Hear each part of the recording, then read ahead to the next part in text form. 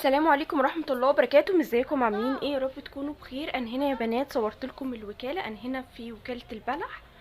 حاولت ان انا اصور لكم المخرج اللي انا خرجت منه من محطة جمال عبد الناصر. هنمشي الشارع ده هنلاقي كوبري كده هنعدي من تحتيه. حاولت على قد ما اقدر ان انا ما اجريش الفيديو علشان تبقوا شايفين انا مشيت ازاي. شايفين الكوبري ده؟ عديت من تحتيه كده بعد الميكروباصات وعدي الناحية التانية.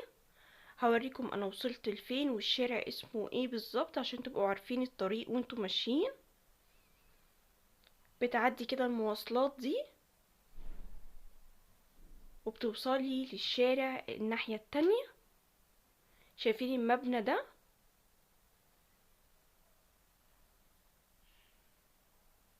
انا كل ده بعدي الطريق يا بنات عشان تبقوا عارفين الطريق. انا ما كنسلتش اي حاجة خالص في الفيديو عشان تبقوا عارفين انا مشيت ازاي بالظبط. انا كده بدور على السلمتين اللي بطلع منهم عشان ادخل بقى الناحية التانية. انتوا شايفين الصورة اهو في 3 سلالم كده بطلعهم وبمشي جنب السور ده اهو يا بنات. كده بمشي جنب السور ده، اخر السور ده شركة الكهرباء.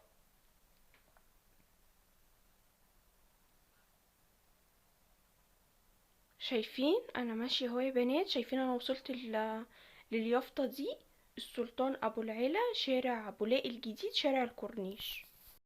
في شارع كده بنمشي فيه بقى اللي هو شارع السلطان ابو العيلة ده، اللي هو بيقولك لو في الشارع ده اللي هو شارع 26 يوليو اللي يوديكي لشارع السلطان ابو العيلة بيقولك تمشي ازاي. بتوصلي بقى للستاندات دي ستاندات الاطفال. وانا ماشيه كده برضو صورتها لكم. الحاجات دي ب20 جنيه، حاجات شكلها برضو جميل للبيبيهات واطفال، يعني حاجات برضو ولادي على بناتي. الحاجات دي برضو بيبقى شكلها جميل قوي في اللبس، ويبقى في نصها كده براندات، وكمان حاجات شكلها يعني في معظمها ما اتلبسش، وفي اللي هو اتلبس حاجه خفيفه خالص. الشورت ده كمان كان شكله حلو قوي لو تيشيرت عليه بقى، والاحمر ده بينفع بناتي وينفع ولادي. فالحاجات دي بتبقى شكلها جميل قوي في اللبس. لو عملتيلك طقم كده برضو لبنوتك او ابنك برضو يبقى شكله حلو. الفستان ده كان ماكس برضو ولا ماكس؟ برضو كان شكله جميل جدا. لو اتلبس بقى على شوزة كده سودا او بينك برضو يبقى شكله خطير.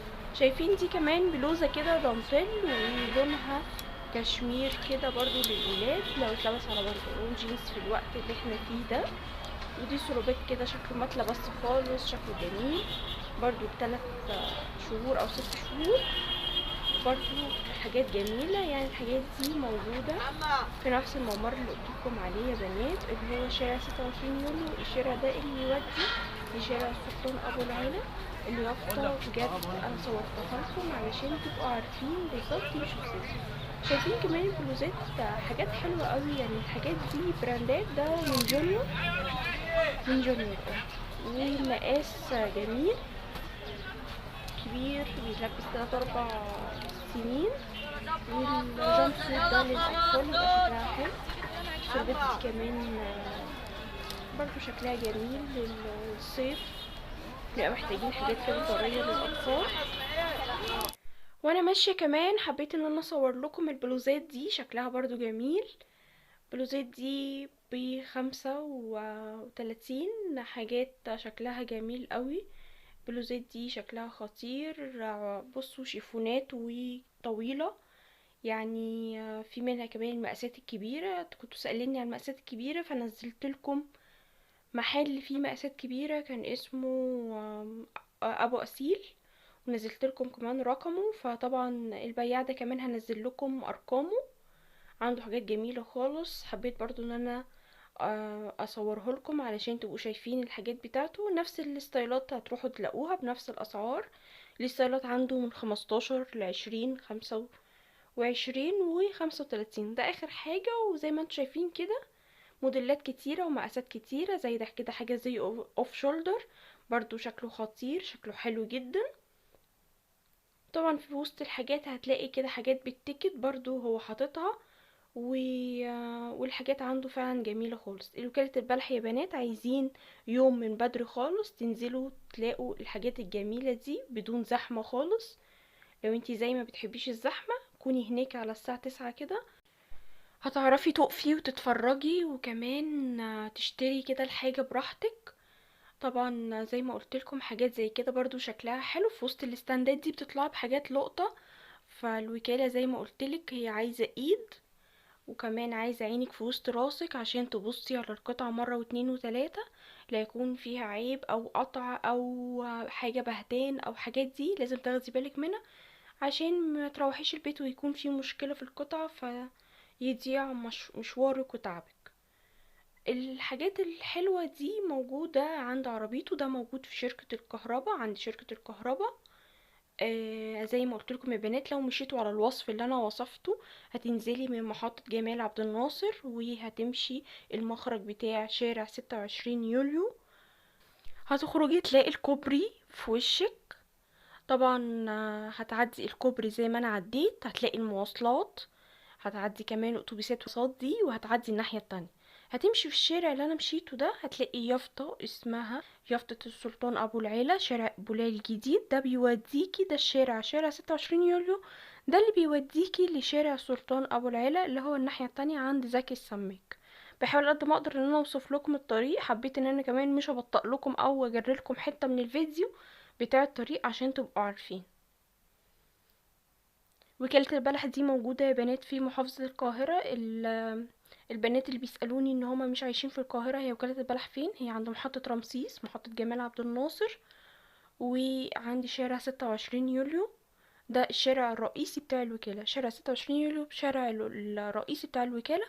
في شوارع كتيرة، في شارع اللي هو عند مستشفى الجلاء التعليمي، في شارع تاني اللي هو بتاع شركة الكهرباء. انا بقولكم الناس اللي بيبقوا الحاجات الحلوة بتبقى موجودة فين.